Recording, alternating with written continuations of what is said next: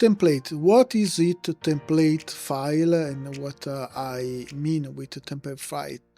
When you working with the software for create the folder and for create the file, essentially is go to take the template you can find the folder, you can download, you can find inside the package. When you download, you can find the file, the template for Blender, for Cinema 4D, for Houdini, 3ds Max, Maya, and Nuke.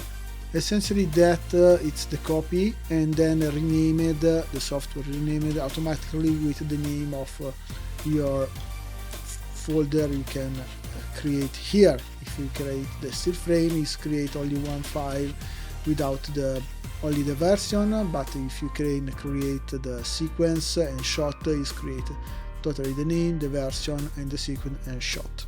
For example, very quickly example, we can create here 001, 1 dust, 002, 010. You can create it, and you can create, and now it's open, but it's not more important, it's open. You can see it's created that it's essentially the copy from that renamed here.